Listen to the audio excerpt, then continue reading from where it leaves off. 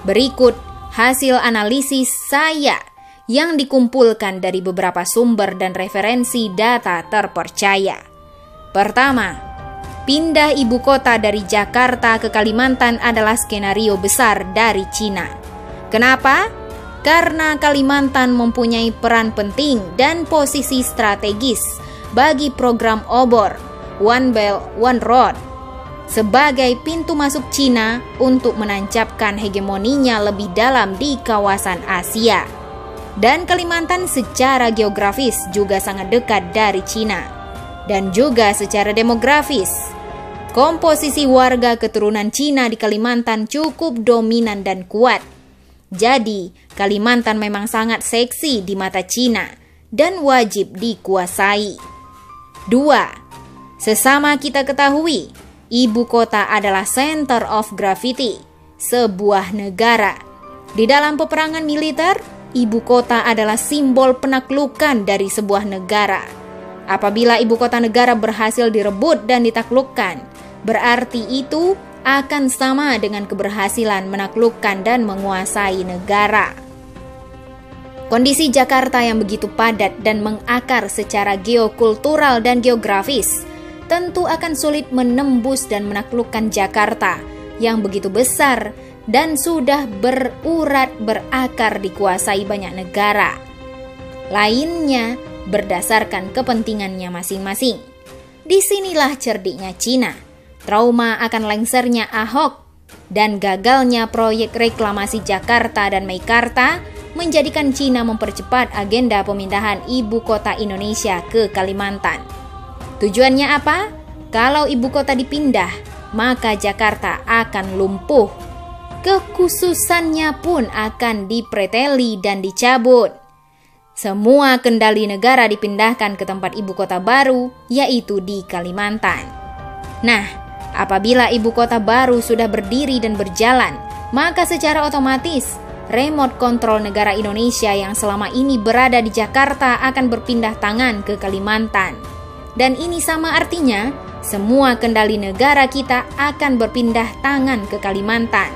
Secara paralel, seiring proses pembangunan ibu kota ini berjalan, Cina dengan mudah akan memobilisasi rakyatnya untuk masuk dan migrasi ke Kalimantan, agar kemudian menjadi mayoritas dan menguasai mutlak Kalimantan secara penuh, mulai dari fisik ekonomi, politik, dan komposisi jumlah penduduk seperti sejarah berdirinya Singapura dengan menyingkirkan pribumi Melayu.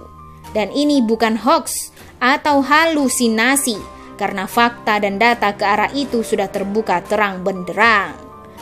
3.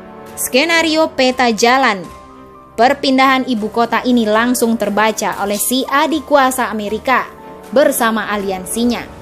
Kalau Kalimantan menjadi pintu masuk program obor Cina, maka Papua adalah pintu masuk program TPP, Trans-Pacific Partnership, Amerika dan aliansinya untuk membendung hegemoni Cina di Asia Pasifik. Papua sejak masa Perang Dunia Pertama dan Kedua pun sudah memiliki arti penting bagi Amerika. Bahkan juga secara kebijakan pertahanan, Amerika sudah menjalankan konsep US Indo-PACOM, yaitu membentuk border aliansi segitiga India, Australia, Jepang untuk menghadapi Cina. 4. Jadi, perpindahan ibu kota ke Kalimantan ini sangat berdampak besar bagi masa depan Indonesia di antara jepitan dua kekuatan besar raksasa dunia. Perpindahan ibu kota ke Kalimantan adalah simbol kemenangan Cina atas Amerika dalam merebut dan menguasai Indonesia. Kalau ibu kota pindah ke Kalimantan, yang notabene semua fasilitas, konsep, desain, biaya berasal dari Cina, maka Amerika bersama sekutunya akan gigit jari. Indonesia lepas dari kontrol dan hegemoni Amerika. Wajah Indonesia akan berganti menjadi Indo-Cina. Indonesia yang selama ini American boy hanya tinggal sejarah dan cerita lama. So pasti dampak perpindahan ibu kota ke Kalimantan, semua yang terkait penguasaan atas tanah, bumi, air, birokrasi, sumber daya alam, Aparatur semua bergeser, serta juga pindah berada di bawah kendali ibu kota baru, Made in China.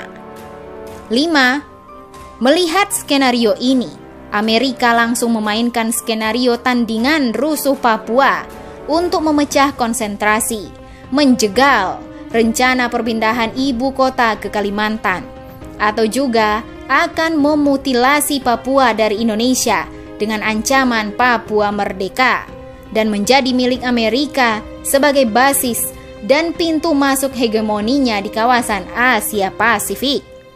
Karena pasti Amerika tidak akan rela ladang suburnya selama ini akan diambil alih Cina karena sumber kekayaan alam Papua yang melimpah serta letak geografis Papua yang tepat berada di tengah kawasan yang menghubungkan Amerika dengan Asia Pasifik Australia.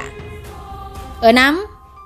Pihak istana tentu sangat paham dan hati-hati dalam menghadapi manuver propaganda rusuh Papua yang begitu masif dan terencana ini. Makanya jangan heran, aparat khususnya Polri serta istana seperti gagap menghadapi situasi ini. Bayangkan, hanya dalam hitungan menit dan jam, rusuh anarkisme Papua begitu cepat meluas, masif, bahkan sampai ke depan istana, dan Mabes TNI mengibarkan bendera bintang kejora menuntut mereka secara terbuka. Padahal, kalau kita lihat antara perbandingan kekuatan TNI Polri dengan perusuh Papua bukanlah apa-apanya. Namun, yang terjadi sebaliknya, korban nyawa dan pembakaran pun sudah merebak terjadi di Papua, Sorong, Manokwari, Fakfak, Wamena, Jayapura, semua membara serentak bergerak menuntut merdeka. Anehnya lagi, sudah jelas rusuh ini begitu radikal, anarkis dan tuntutannya merdeka.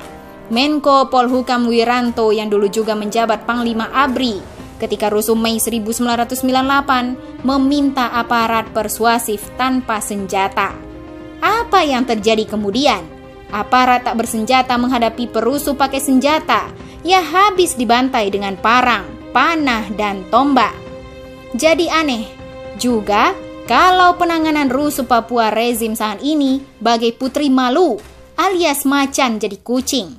Sangat berbeda ketika menghadapi aksi 212 dan rusuh 21 hingga 23 Mei pada Pilpres yang lalu. Negara kelihatan begitu ganas, perkasa, malah semena-mena terhadap umat Islam yang datang membawa sajadah dan kopiah. Ketimpangan dan perbedaan ini terjadi karena negara pasti sudah tahu siapa aktor dan pemain di belakang rusuh Papua. Artinya, rusuh Papua tidak lebih bentuk perlawanan Amerika melalui proksi dan aliansinya di Papua terhadap manuver Cina yang mau pindahkan ibu kota ke Kalimantan. Cuma yang kita sayangkan adalah sikap pemerintah hari ini yang tidak jelas alias pengecut. Seharusnya Indonesia pandai memainkan prinsip politik luar negeri negara kita, yaitu bebas dan aktif, sehingga tidak perlu terkungkung di bawah ketiak satu negara secara total. Seharusnya Indonesia bisa memanfaatkan kondisi ini untuk menjadi peluang bargaining yang paling menguntungkan dari tarik-menarik dua raksasa dunia ini, bukan malah terjepit tak berdaya seperti sekarang ini. Untuk itu, kembali pada kesimpulan, inilah saatnya bangsa Indonesia menyiapkan skenario ketiga untuk membebaskan Indonesia dari jepitan dua raksasa dunia ini. Cukup rakyat yang jadi korban, negara diobok-obok, kita diadu domba. Indonesia harus bangkit dari kondisi keterjajahan ini. Mari rakyat Indonesia bersatu padu untuk mendesak pemerintah agar berani bertindak tegas, menumpas separatisme Papua dengan tuntas. Karena kalau tidak, rusuh Papua bisa menjadi pemicu utama dari disintegrasi bangsa. Selanjutnya, masyarakat juga mendesak agar presiden serta legislatif untuk membatalkan wacana pindah ibu kota ke Kalimantan. Karena ide ini hanyalah ibarat Indonesia memberikan lehernya kepada Cina. Stop, jangan lagi jadi pengkhianat bangsa dengan menjadikan diri pelayan, penjilat kepentingan Cina. Mari kita kembalikan Indonesia sebagaimana amanah konstitusi kita, yaitu menjadi bangsa yang bersatu, berdaulat, adil dan makmur di bawah panji Pancasila. NKRI harga mati, insya Allah.